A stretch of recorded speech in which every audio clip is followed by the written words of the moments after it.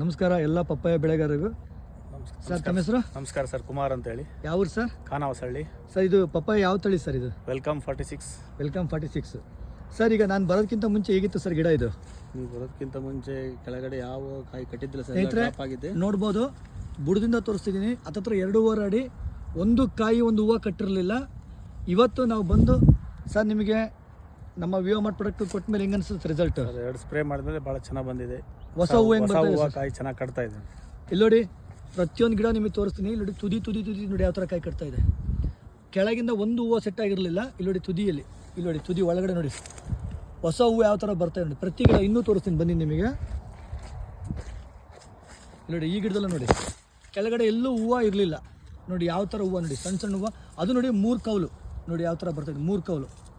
ನಾನು ನಿಮ್ಗೆ ಹೇಳ್ತಾ ಇರ್ತೀನಲ್ಲ ಯಾವಾಗಲೂ 3 ಕೌಲು ಬರಬೇಕು. 3 ಕೌಲು ಬಂದರೆ ಗಿಡ ಸಮೃದ್ಧಿಯಾಗಿ ಬರುತ್ತೆ. ಕಾಯಿ ನೋಡಿ, ಹೊಸ ಹೂವು ತುಂಬ ಸಮೃದ್ಧಿಯಾಗಿ ಬಂದಿದೆ.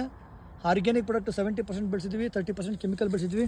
ಕುಮಾರಣ್ಣ ಸರ್, ಸ್ವಲ್ಪ ನಾವು ಪ್ರಾಡಕ್ಟ್ ಕೊಟ್ಟ ಮೇಲೆ ನಿಮಗೆ ಸಂತೋಷ ಅನಿಸ್ತಾ ಇದೆಯಾ? ಹ್ಞೂ ಸರ್, ಭಾಳ ಈಗ ಹೊತ್ತು ಅನಿಸ್ತಾ ಇದೆ ನನಗೆ. ಚೆನ್ನಾಗಿ ಅನಿಸ್ತಿದೆ. ಮುಂಚಿನಗಿಂತ ನಮ್ಮ ಪ್ರಾಡಕ್ಟ್ ಎಲ್ಲರೂ ಬಳಸ್ಬೋದು ಅಂತ ಹೇಳ್ಬೋದಾ? ಹಾಂ ಸರ್, ಬಳಸಿ. ಚೆನ್ನಾಗಿದೆ. ವಿವೋ ಪ್ರಾಡಕ್ಟ್ ಚೆನ್ನಾಗಿದೆ, ಬಳಸಿ ಎಲ್ಲರೂ. ಥ್ಯಾಂಕ್ ಯು ಕುಮಾರಣ್ಣ, ಥ್ಯಾಂಕ್ ಯು. Okay sir.